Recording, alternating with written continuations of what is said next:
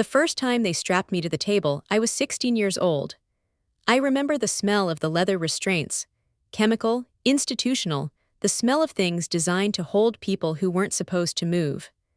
I remember the ceiling tiles, the way they formed a grid that I would count during the sessions, 104 tiles, over and over, while the electricity entered my body and my teeth clenched, and my mother stood behind the glass watching with her hand pressed against her mouth. I remember Dr. Whitfield's voice, calm and warm, like a dentist explaining a filling. "This will help you, Sasha. We're creating positive associations. We're helping your brain understand that these feelings, these confused feelings, are not who you really are." The electrodes were on my temples. The images on the screen were of happy families. A man and a woman holding hands. A wedding, a baby. The electricity came in pulses, not enough to knock me out, just enough to hurt. Just enough to make my body associate the pain with the images, and then when they showed me the other pictures, the ones of women together, women laughing, women kissing, there was no electricity. Just silence. Just the absence of pain that was supposed to feel like reward. I didn't cry. I had learned not to cry. Crying was what they wanted, evidence that the treatment was working, that I was feeling something, that I was breaking down so they could build me back into the shape they preferred. I counted the ceiling tiles. 104. I thought about Marta, the night nurse who had slipped me a book of poetry wrapped in a clean sheet. I thought about her whisper, "Sobrevive. Eso es lo que hacemos los que no encajamos."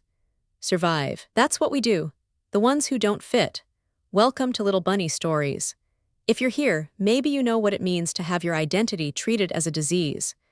Maybe someone tried to cure you of being yourself, to strap you down or medicate you, or pray you into a shape you were never meant to hold. If this is your first time, hit that subscribe button.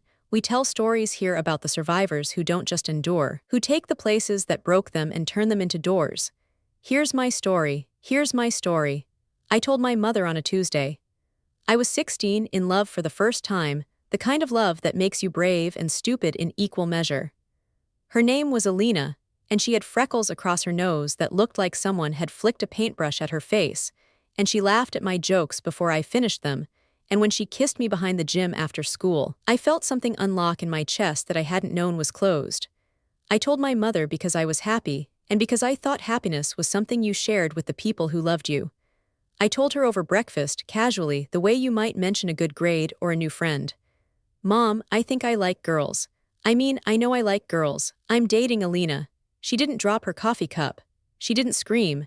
She just went very still, the way she did when my father came home in a bad mood, and she said, "Don't tell your father." "Not yet. Let me think about this." She thought about it for 3 days, then she told him. Victor didn't scream either. He was not a screamer. He was a businessman, a developer, a man who had built half the commercial real estate in our city by understanding that the most effective violence was the kind that looked like help. He sat me down in his study, the room with the leather chairs and the framed photos of him with mayors and senators, and he smiled. "Sasha," he said, "my brilliant girl, you're confused. This is normal. Adolescence is a confusing time, but you're making choices that will limit your future. Your happiness, your place in society." "I'm not confused, Dad. I know who I am." "You know who you think you are," he corrected, still smiling. "But the brain is plastic, Sasha. It can be shaped. I have a friend, a psychiatrist. Very respected. He runs a facility for young people with behavioral challenges. Not a prison, a retreat, a place to heal and grow. I think it would be good for you to spend some time there, get perspective." I looked at my mother. She was standing by the door, her eyes on the carpet. "Mom, your father knows best," she said. "He just wants to help you." I was driven to Brookridge the next morning. I didn't pack a bag. Victor said they would provide everything I needed. My mother kissed my cheek before I left, her lips dry and trembling, and she whispered, "Be good. Do what they say. You'll be home soon." I didn't see her again for 14 months. Brookridge looked like a resort from the outside. White columns, manicured lawns, a circular driveway where a man in a uniform opened the car door for me and called me miss with the polite emptiness of someone who had been trained not to see the people he served. Inside, it was a different architecture. The walls were painted colors designed to be calming, sage green, soft blue, but the doors locked from the outside. The windows opened 6 inches and no more. The nurses smiled with the same emptiness as the doorman, and the doctors spoke in voices that sounded like recorded messages. I was assigned a room with another girl, a 15-year-old named Kayla who had been there for internet addiction and who spent her nights crying into her pillow about the boyfriend she wasn't allowed to contact. We weren't allowed to talk about why we were there. That was a rule. We could discuss our treatment goals and our progress and our gratitude for the opportunity to heal. Anything else was resistance, and resistance was treated. The treatments were varied and creative. There was the aversion therapy with the electrodes, 3 times a week, always with Dr. Whitfield's warm voice explaining that this was for my own good. There was group therapy where we sat in a circle and confessed our deviations while the other residents nodded with the fervor of converts. There was medication, something that made my tongue thick and my thoughts slow, that turned the world into a fishbowl where everything was distant and slightly distorted. And there was isolation. The first time they put me in the quiet room, I had told Dr. Whitfield that I wasn't sick, that being gay wasn't a disease, that I didn't need to be cured of myself. That kind of denial is exactly what we're here to address, he had said, still smiling. You're experiencing a false consciousness, Sasha. Your brain has been shaped by influences that don't have your best interests at heart. We're going to help you see clearly. The quiet room was 8 feet by 6. Padded walls. A mattress on the floor, a camera in the corner with a red light that never went off. I was there for 3 days. They slid food through a slot. They didn't turn off the light. I counted the tiles on the ceiling, 48, fewer than the treatment room, and I recited the poetry Marta had given me, the words I had memorized because they were the only thing in the world that felt true. I am not what happened to me. I am what I choose to become. I said it until the words lost meaning, until they became sounds, then rhythm, then something like prayer. I said it until I believed it, because believing it was the only way to survive the light that never went off and the camera that never blinked, and the silence that was so complete I could hear my own heartbeat slowing down. Marta found me on the 3rd day. She was the night nurse, an older woman with gray hair pulled back in a severe bun, and hands that moved with the efficiency of someone who had done this work for decades. She checked my vitals, her fingers on my wrist, her eyes on the camera. You're still here, she whispered, so quietly I almost didn't hear. Good, they didn't break you yet. She slipped something under my mattress, a book, small, worn, the pages soft from handling. The collected poems of Otter Lord. Read it, she said, louder for the camera. It will help you sleep. I read it. I read it until the pages were memorized, until Otter Lord's words became my words, until I understood that I was not alone, that there were women before me who had survived worse, who had built lives from the wreckage of other people's fear. Marta brought me more books, always wrapped in sheets, always slipped under the mattress or hidden in the laundry. James Baldwin, Adrienne Rich, Leslie Feinberg, books that were contraband that would have been confiscated if found, that taught me a language for what I was experiencing, not illness, not confusion.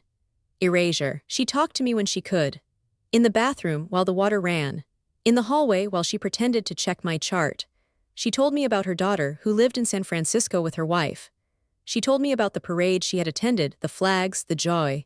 She told me that places like Brookridge existed because people were afraid, and that fear made them cruel, and that cruelty could be survived. How long? I asked her once in the bathroom, the water running cold over my hands. Until you're 18, she said. Or until you can convince them you're cured, or she paused, her eyes on the door, until you escape. I was 17 when I decided to escape. I had been at Brookridge for 11 months. I had learned to perform the cure, to say the right words in group, to express gratitude for the treatment, to describe my progress in terms that satisfied Dr. Whitfield's checklists. I had learned to be invisible, to be compliant, to be the ghost of the girl I had been. But I was also reading. Marta's books, smuggled in, read by flashlight under the covers, their words entering my bloodstream like medicine for a disease I had never had. I was planning. Watching the schedules, the shift changes, the moments when the doors were unlocked for cleaning or meal delivery. I was saving the medication they gave me, hiding it under my tongue and spitting it into the toilet, keeping my mind clear even as I pretended to be foggy. Marta noticed. Of course she noticed. She had been watching me for months, measuring my strength, waiting for the moment. It came on a Thursday in March. The night shift nurse was new, young, already half asleep at the desk. Marta was working a double. She had volunteered for it, I realized later, had arranged it. At 2 a.m. she came to my room. She didn't speak. She just handed me a plastic bag with clothes, my own clothes, the ones I had arrived in, somehow preserved for 11 months, and an envelope with $200 in cash. The side door, she whispered. The one near the laundry. I left it unlocked. There's a bus stop 2 blocks north. The first bus comes at 2:30. It will take you to the city." I looked at her. At this woman who had risked her job, her license, her freedom for a girl she barely knew. "Why?" I asked. She took my face in her hands. Her palms were rough, calloused from years of work, and they felt like the only honest thing I had touched in 11 months. "Because I have a daughter," she said, "because she is happy, because someone helped her once when she was young and scared. And because," her voice broke just slightly, "because you remind me of her, because you deserve to become whoever you choose to be." I hugged her. I didn't cry. I had used up my tears in the quiet room. I just held her for a moment, breathing in the smell of her soap and lavender and something like safety, and then I walked out. The side door was unlocked. The night was cold, the air sharp in my lungs after months of recycled institutional atmosphere. I ran, I didn't look back. I reached the bus stop at 2:20, shaking with adrenaline and terror, and I waited. The bus came. I paid with the money Marta had given me. I rode to the end of the line, then transferred. Then rode again, until I was in a part of the city I didn't recognize, surrounded by people who didn't know my name or my history or the fact that I was supposed to be cured. I was free. I was 17. I had $187 left and no idea what to do next. The next years were not kind. They were just better than Brookridge. I lived on the streets for 3 months. I slept in bus stations, in all-night diners, in a shelter for runaway youth that I left when they started asking questions about my family. I worked under the table, washing dishes, cleaning offices, anything that paid cash and didn't require an ID I didn't have. I was found by a youth worker named Denise, who worked for an LGBTQ+ organization that specialized in helping kids like me thrown out, locked up, treated for being themselves. She got me a bed in a transitional house. She helped me get a new ID since Victor had never given me my documents. She helped me enroll in a GED program, then community college, then somehow, impossibly, architecture school. I didn't talk about Brookridge. Not to Denise, not to my professors, not to the women I dated who asked about my family and received only silence. I built walls higher than any I would ever design, and behind them I kept the girl who had been strapped to the table, who had counted ceiling tiles, who had learned to survive by becoming invisible. I graduated. I got a job at a firm that designed community centers, then started my own practice. I built spaces for people who needed them, shelters, clinics, gathering places. I won awards. I was featured in magazines. I became, on the surface, a success, but I still woke up sweating from dreams of the quiet room. I still flinched when someone touched my temples. I still counted ceiling tiles in every room I entered, a reflex I couldn't unlearn, and I still thought about Marta, about whether she had been fired for helping me, about whether she was still alive, about the debt I could never repay. I was 38 when I saw the article. It was a small piece in a business journal, the kind of thing you skim over coffee. Brookridge Mental Health Center files for bankruptcy amid abuse allegations. I stopped breathing. I read it again. Then I opened my laptop and I searched, and I found everything. The lawsuits had started 5 years ago. Former residents, now adults, had come forward with stories that matched mine: the aversion therapy, the isolation, the medication, the conversion practices disguised as treatment. The state had investigated, found violations, revoked the license. Insurance companies had withdrawn. Parents had stopped sending their children. And now the building was in foreclosure. The property, 10 acres, the white columns, the manicured lawns, the rooms with the padded walls and the cameras with the red lights, was scheduled for auction in 30 days. I sat with this information for a week. I didn't tell anyone. I just looked at the photos of the building online, at the listing with its starting bid, and I felt something I hadn't expected. Not rage, not grief, purpose. I called my lawyer, I called my accountant. I made arrangements. The auction was on a Thursday. I wore a black suit and sunglasses, the kind of disguise that makes you invisible in plain sight. There were other bidders, a developer who wanted to build condos, a church group looking for a retreat center. I outbid them all. The building was mine.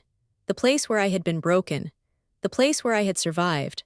The place where Marta had slipped me books and told me to become whoever I chose to be. I stood in the driveway after the auction, looking at the white columns, and I made a decision. I would not demolish it. I would not sell it, I would transform it. I called the contractor who had built my first community center. I called the designers I had mentored. I called the survivors I had met over the years, the ones who had been in places like Brookridge, who understood what it meant to survive a building designed to erase you. We worked for a year. the quiet rooms became art studios, with windows that opened all the way and natural light that poured in like forgiveness. The treatment rooms became counseling suites, staffed by therapists who understood trauma and identity and the particular wounds of conversion. The gymnasium became a theater, with a stage for performances and a screen for film nights and a dance floor for celebrations. The room where I had been strapped to the table, where Dr. Whitfield had smiled and called it healing, became a library. Floor-to-ceiling windows, soft chairs, shelves filled with the books Marta had given me and hundreds more. A plaque on the wall, "This room was built to break bodies. Now it builds minds. Read whatever you choose to become." And in the center of the building where the director's office had been, we created a garden. Indoor, tropical, alive. A fountain in the center, benches around the edges. A single tree, tall enough to touch the glass ceiling we had installed. A plaque, "This building was built to contain those who didn't fit. Now it belongs to those who chose to survive." We named it Casa Marta. The opening was on Pride weekend. I didn't invite the press for a spectacle, I invited survivors. Former residents of Brookridge, of other conversion facilities, of homes that had tried to pray them straight or medicate them normal or shock them into compliance. I invited their families, the ones who had learned. I invited the community, the ones who had always known. I stood on the stage in the theater, the old gymnasium, and I looked out at the faces. Some were young, still carrying the weight of recent survival. Some were older like me with the lines of experience etched deep. Some were crying, some were laughing, some were doing both. "My name is Sasha Castellano," I said. "I spent 14 months in this building when I was 16 years old. I was told I was sick. I was told I needed to be cured. I was strapped to tables and shown images of happy families while electricity entered my body, because the people who ran this place believed that who I loved was a disease." I paused. The room was silent. "I survived because of a woman named Marta. She was a night nurse here. She slipped me books. She told me to survive. She gave me $200 and an unlocked door and the chance to become whoever I chose to be. I don't know where she is now. I don't know if she's alive. But I know that she saved my life and that this building, this place that was designed to destroy people like us, is now named for her." I looked at the faces, at the survivors, at the community that had become my family when my blood family had chosen fear. "Marta told me to survive," I said. "Today I tell you, flourish, grow, become whoever you choose to be. This building is yours. This garden is yours. This life is yours. No one can strap you down. No one can turn off your light. No one can tell you that who you are is anything less than magnificent." I stepped down. The applause started, but I didn't stay for it. I walked to the garden, to the tree, to the place where the director's office had been. I stood there, breathing in the smell of green things growing, and I felt something I hadn't expected. Peace. Not victory, not revenge. Just the quiet certainty that the girl who had counted ceiling tiles was still here, still breathing, still becoming. 2 weeks after the opening, I received a letter. No return address, postmarked from a small town in Oregon. "Dear Sasha," it read, "I don't know if you remember me. I was at Brookridge in 2015, 10 years after you left. I was there for gender confusion. I was 15. I found a book hidden in my sheets, the collected poems of Otter Lord. There was a note inside, 'Survive.' Marta, that note saved my life. I survived, I transitioned. I am a woman now and I am happy and I read about Casa Marta in the news. I want to help, I want to work there, I want to be part of what Marta started and what you finished. My name is Diana. I am 23, please let me know if there is a place for me." I read the letter 3 times. Then I called Diana. We talked for 2 hours. She told me about her transition, her family, her survival. She told me about finding the book, the note, the moment she realized she wasn't alone. "There is a place for you," I said, "not as a patient, as a director. Casa Marta needs someone who understands what the residents are going through, someone who has survived it, someone who knows that survival is just the beginning." She started the next month. I watched her walk through the doors, the same doors I had run through at 17, the same doors that had been unlocked by a woman who believed in survival, and I saw the circle close. My father died 5 years before the auction. Heart attack, alone in his study with the leather chairs and the framed photos. I found out months later, through a cousin I didn't know I had. My mother is in a facility now, her mind gone, her eyes empty when I visited once, the only time. She didn't recognize me. I didn't remind her. I don't hate them. I don't forgive them. I simply don't think about them. My energy is reserved for Casa Marta, for Diana, for the survivors who walk through our doors with the same look I had at 17, terrified, defiant, determined to become whoever they choose to be. I am Sasha Castellano. I am 38 years old. I am an architect, a survivor, a woman who loves women and who has built a life and a building from the wreckage of other people's fear. If you are reading this, and someone is trying to cure you of being yourself, know this: you are not sick, you are not confused, you are not broken. You are a human being, magnificent and whole, and the only thing that needs curing is the world's inability to see your light. Survive, then flourish. Then build something that outlasts the darkness. See you in the next story.